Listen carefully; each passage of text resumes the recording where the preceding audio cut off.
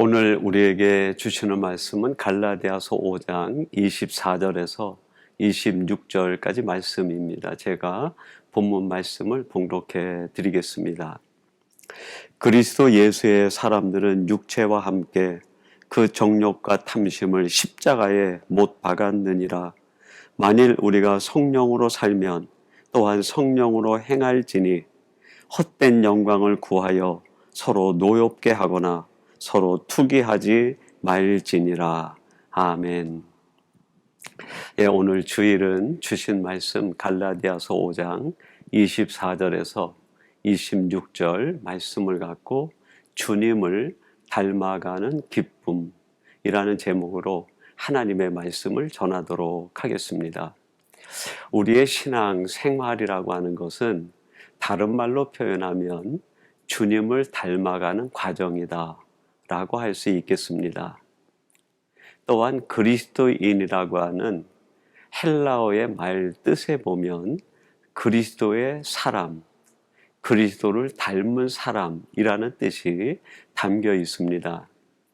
우리가 참된 크리스찬이 된다는 것은 점점 그리스도를 닮아가는 사람이 된다는 것을 의미합니다.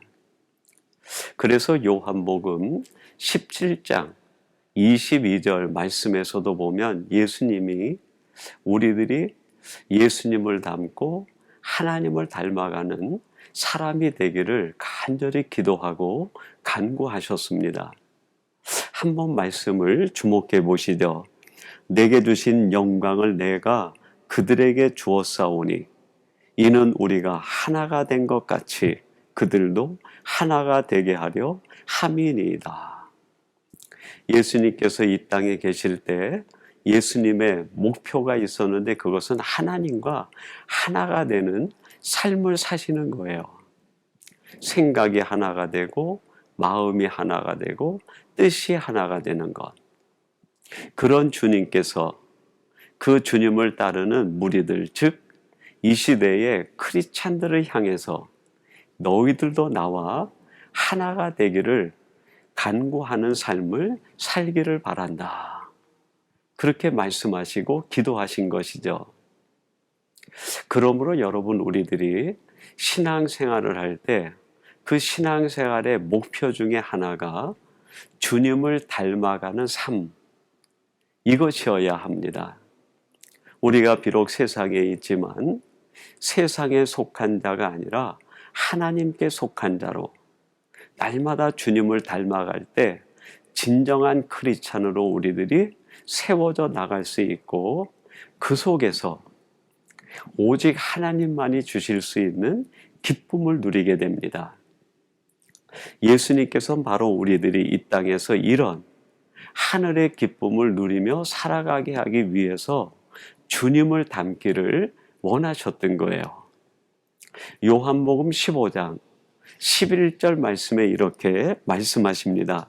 내가 이것을 너희에게 이름은 내 기쁨이 너희 안에 있어 너희 기쁨을 충만하게 하려 함이라.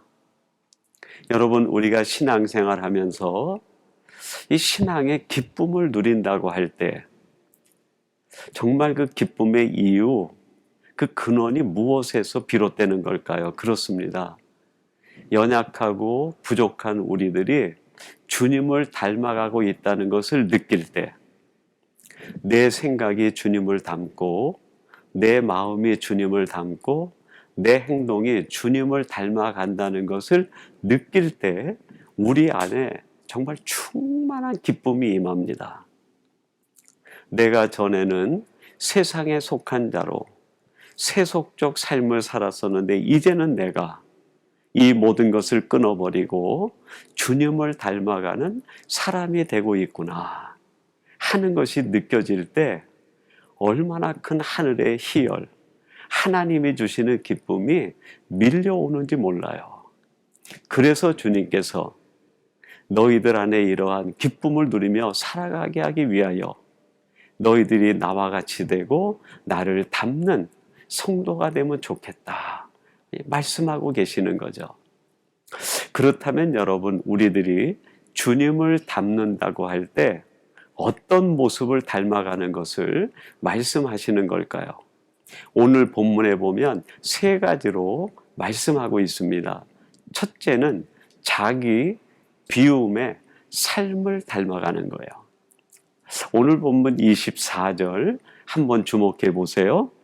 그리스도 예수의 사람은 육체와 함께 그 정욕과 탐심을 십자가에 못 박았느니라. 그리스도의 사람들은 자기 육체와 함께 그 정과 욕심을 십자가에 못 박은 사람이라고 말씀하십니다. 즉 십자가의 사람이 되는 거예요. 여러분, 우리들이 십자가의 사람이 된다는 것, 그것이 신앙적으로 어떤 사람이 되는 것을 의미할까요? 그렇습니다. 자기 비움의 사람이 되는 것을 의미합니다. 십자가는 자기 부인 또는 자기 비움의 자리이기 때문이에요. 마태복음 16장 24절은 이런 말씀을 우리에게 들려주십니다. 이에 예수께서 제자들에게 이르시되 누구든지 나를 따라오려거든 자기를 부인하고 자기 십자가를 지고 나를 따를 것이니라. 예수님께서 예수님을 따르는 무리들에게 말씀합니다. 누구든지 나를 따라오려거든 자기를 부인하고 그랬어요. 여기에서 자기 부인이라는 말이 헬라어로 자기 비움 그런 뜻이 있어요. 나를 부인한다는 것은 나를 텅 비워내는 일이라는 말입니다. 그러면 내가 나를 비운다고 할 때, 자기 비움이라고 할 때 무엇을 비우는 것인가? 저는 제가 지금까지 쭉 신앙생활하고 말씀을 묵상하면서 깨달은 것이 섭섭함을 비우는 것, 이것이 자기 비움의 가장 중요한 일이 아닐까 생각합니다.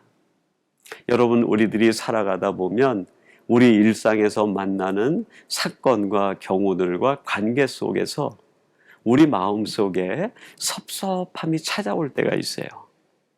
이 섭섭한 마음이 우리 속에 들어오면 그것이 우리의 삶을 무겁게 만들어요.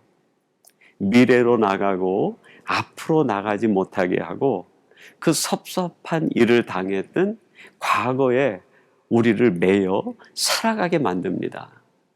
그래서 우리의 삶이 늘 과거 지향적이 되고 삶이 무거워서 하늘을 날지 못해요. 여러분, 크리스찬이란 주님과 함께 하나님의 세계를 날아오라 살아가는 사람들 아닙니까? 우리가 마땅히 하늘을 날듯 살아야 되는데 섭섭한 마음이 우리 속에 들어오면 비상하지 못하게 만드는 거예요. 제가 어느 책에서 이런 글을 봤습니다. 새는 그 뼛속까지 비어가지고 하늘을 난다 하는 글이에요. 새와 이 땅의 육축을 기는 짐승의 차이 중에 하나가 뼈의 차이라고 그래요. 새의 뼈는 그 속이 비어 있습니다. 근데 이 땅에 기는 육축, 짐승들의 뼈는 그 속이 꽉 차 있는 거예요. 그 속을 비워내지 못한 이 땅을 기는 육축은 하늘을 날 수가 없어요. 그러나 새는 하늘을 날기 위해서 뼛속까지 비워버린 거예요. 여러분, 우리가 하늘을 비상하는 크리스찬으로서 어떻게 우리가 하늘을 나는 사람으로 살아갈 수 있을까요? 어떻게 하면 우리가 하나님의 세계를 비상하며 그 속에서 하나님이 주시는 기쁨을 누리며 살아갈 수 있을까요? 그렇습니다. 십자가의 삶, 자기 비움이 있어야 되는 거예요. 바로 섭섭한 마음을 비워낼 때 내 자신이 얼마나 가벼워지는지 몰라요. 그리고 섭섭함을 비워내는 순간 내 자신이 조금씩 주님을 닮아가는 것이 느껴지게 되면서 그 속에서 말할 수 없는 하늘의 기쁨을 누리게 됩니다. 오늘 이 말씀을 함께 나누는 사랑하는 성도 여러분, 여러분의 인생을 무겁게 땅에 매이게 하는 모든 섭섭한 마음들을 비워냄으로 인하여 여러분이 우리 주님과 함께 하늘을 비상하여 하나님만이 주실 수 있는 그 하늘의 기쁨을 누리며 살아가는 성도들이 되시기를 주님의 이름으로 축원합니다. 두 번째로 우리들이 주님을 닮아간다고 할 때 그것은 성령에 이끌리는 삶을 이야기합니다. 오늘 본문 25절 말씀 한번 주목해 보세요. 만일 우리가 성령으로 살면 또한 성령으로 행할지니. 우리들이 하나님의 은혜로 살아간다는 것은 다른 말로 표현하면 성령님과 함께 동행하는 것이다 라고 할 수 있겠습니다. 즉 성령님께 이끌려 살아가는 삶을 말하는 것이죠. 제가 그 신학 공부를 시작할 때 조직 신학을 가리키는 교수님께서 이런 말씀을 하셨어요. 우리가 하나님을 바르게 알면 우리의 삶의 진정한 기쁨과 참된 행복과 소망과 이 세상에 대한 비밀을 밝히 깨달을 수 있습니다. 이렇게 말씀하시면서 말씀을 부언하시는데 이런 말씀을 하십니다. 성부 하나님을 알게 되면 세상을 알게 됩니다. 왜냐하면 성부 하나님이 세상을 지으신 창조자이기 때문입니다. 성자 예수님을 알게 되면 인간을 알게 됩니다. 왜냐하면 성자 예수님이 인간의 원형이기 때문입니다. 성령 하나님을 알게 되면 우리가 살아가는 인생과 삶이 명쾌하게 드러나게 됩니다. 왜냐하면 성령 하나님은 우리의 삶의 인도자이기 때문입니다. 처음 신학을 공부할 때 들은 교수님의 말씀인데 지금까지도 얼마나 감동적으로 마음에 남아있는지 몰라요. 그렇습니다, 여러분. 성부 하나님의 생각을 따르면 세상을 알 수 있어요. 성자 예수님을 따라가면 인간에 대하여 알게 됩니다. 성령 하나님께 이끌려 성령님의 이끌림을 받게 되면 내 인생과 내 삶이 명쾌하게 드러나요. 내가 지금 왜 여기에 있는지, 내가 왜 이런 상황에 처해 있는지, 내가 왜 이런 경우를 만나야 되는지, 내 삶이 왜 이렇게 힘들고 어렵고 때로는 고달픈지 그게 이해가 된다는 거예요. 그래서 우리의 삶을 기쁨으로 살아가기 위해선 성령님께 이끌림을 받아야 된다. 마태복음 4장 1절 말씀, 아주 중요한 말씀이 기록되어 있는데 한번 주목해 보시기 바랍니다. 그때에 예수께서 성령에게 이끌려 마귀에게 시험을 받으러 광야로 가사. 예수님께서 이 땅에서 공생의 사역을 시작하실 때 예수님 당신도 하나님의 본체이심에도 불구하고 성령님에게 이끌려서 광야로 들어가십니다. 성령님께 이끌려 광야로 들어갔을 때 그 광야에 척박한 그 모든 것들이 광야가 아니라 예수님에겐 천국으로 바뀌는 거예요. 성령님에게 이끌릴 때 그 사탄의 교묘한 모든 유혹과 시험들을 말씀으로 이겨내시는 지혜가 생기는 거예요. 성령님에게 이끌릴 때 그 척박한 광야 한가운데서도 하늘의 기쁨을 누리며 사시는 주님이 되신 것이죠. 여러분, 주님마저도 그 광야를 살아갈 때 성령님의 이끌리심을 받았다고 하면 우리들 역시 당연히 우리가 살아가는 이 광야와 같은 세상, 성령님에게 이끌림을 받는 것이 가장 지혜로운 일 아니겠습니까? 바로 성령님의 이끌림을 받을 때 우리의 인생은 하나님이 보실 때 가장 완성된 형태로 하나님이 주실 수 있는 온갖 하늘의 기쁨과 축복을 누리며 살 수 있는 크리스찬이 되는 것 아닙니까? 제가 밴쿠버에 처음 왔을 때 어떤 분이 그런 말씀을 하시는 걸 들었습니다. 밴쿠버의 이민 생활은 공항에서 누구를 만나느냐, 나를 라이드하고 픽업하기 위해서 어떤 사람이 왔느냐에 따라서 우리의 삶이 결정이 된다. 밴쿠버의 이민 생활이 결정된다. 그런 이야기를 들었어요.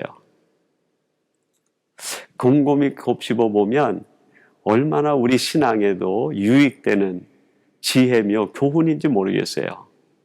여러분, 우리가 살아가는 이 인생이 낯선 땅에서 누구에게 이끌림을 받아야 우리의 삶이 온전하고 길을 잃지 않고 매 순간 하늘의 기쁨을 누리며 살아갈 수 있게 되는 걸까요? 그렇습니다.